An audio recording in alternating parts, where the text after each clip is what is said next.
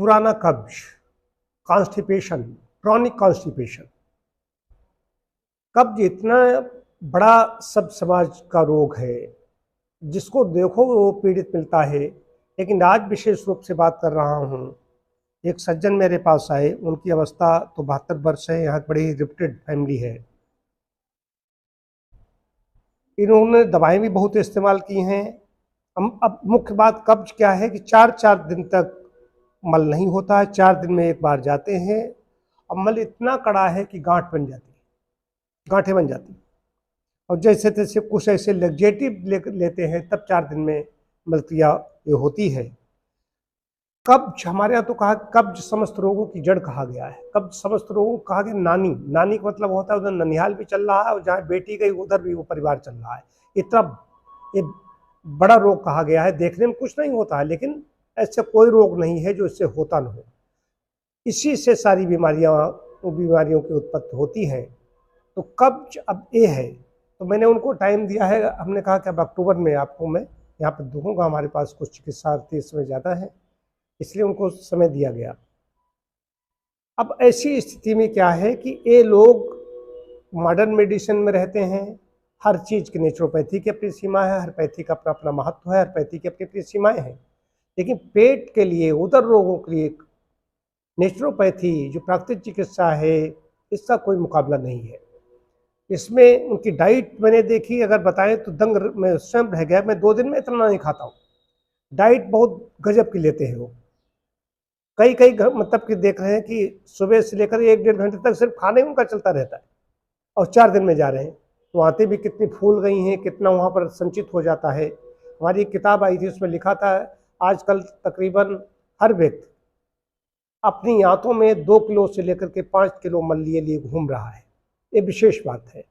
अब इतना एक क्रूर कोष्ठी है कि इनको बड़ी चिकित्सा पे नहीं दी जा सकती, कि बाईपास हुआ, बाईपास के बाद में भी वो एंजियोप्लास्टी हुई, बाईपास भी ब्लॉक हो गया।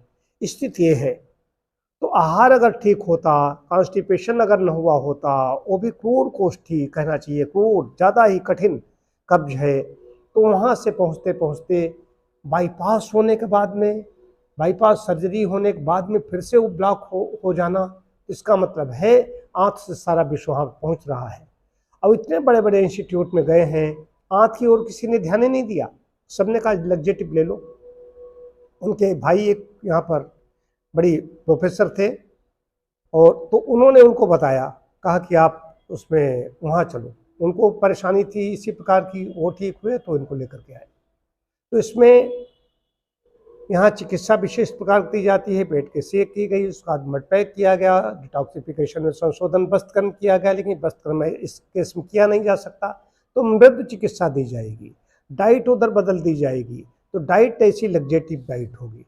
डाइट में कब क्या लेना है, क्या लेना है, डाइट हम उनमें देंगे, और उधर इनका चिकित्सा शुरू हो जाएगी। तो आंत को ऐसा बनाना है जिससे मलक्रिया ठीक तरीके से 2 बार में हो तो 1 बार तो होने लगे। आंत की निष्क्रियता, आंत बिल्कुल पाइप बन गई है, आंत बिल्कुल मूवमेंट ही नहीं हो रहा है। अब एक सेडेंटरी लाइफ स्टाइल है, तो बैठ करके ही ज़्यादातर काम करना है। तो आंतों में जो गति होती है, पेरिस्टाल्सिस होती है, आकुंचन प्रकुंचन होता रहता है, उसकी वजह से हो रहा है कि आंत मल को बाहर नहीं खिसका पा रही है, आगे नहीं बढ़ा पा रही है। अब मुख्य बात यह है कि जो दवाएं अंदर गईं, उन्होंने पहले तो पेट साफ करती रहीं, कालांतर में धीरे धीरे क्या हुआ कि दवाएं हाई डोज लेने के बाद में भी दवाएं निष्प्रभावी हो गईं, निष्फल हो गईं, दवाओं ने काम नहीं किया। अब ऐसी स्थिति में क्या किया जाए? तो मेरा ये कहना है कि प्रारंभ में ही जब कॉन्स्टिपेशन हुआ था, तभी इधर ध्यान देते, इस ओर ध्यान देते, नेचुरल तरीकों को अपनाते। ऐसे जो प्राकृतिक चिकित्सा है, ऐसे चिकित्सालयों में जाकर चिकित्सा ले लेते, तो ये स्थिति नहीं होती। ये स्थिति का मतलब है कि उस समय थोड़ा लेते रहे, जानते थे इसके अलावा कुछ और है ही नहीं। कोई भी चीज़ अगर है, मेरा कहना है कि अगर भूख लगी है तो इसका मतलब भोजन है, परमात्मा ने व्यवस्था बनाई। प्यास लगी है, इसका मतलब प्यास बुझाने के लिए कोई चीज़ है।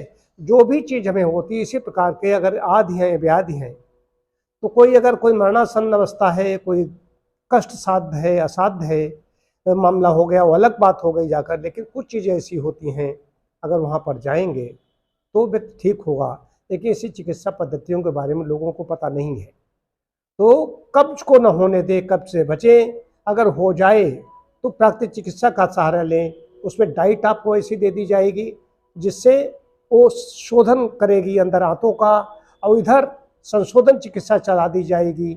दो प्रकार की होगी, एक आंत को सक्रिय करने वाली चिकित्सा दी जाएगी जो आंत मल को फेंकने सके, और दूसरा जो संचित बल है निकल नहीं पा रहा है उस पर बस्तकर्म किया जाएगा। लेकिन इतने वरिष्ठ हैं, बाईपास और तमाम समस्याएं होने के बाद बस्तकर्म से मैं बचूंगा, लेकिन बहुत आवश्यकता होगी तो मैं भी वो भी रिस्क लूँगा, करूँगा।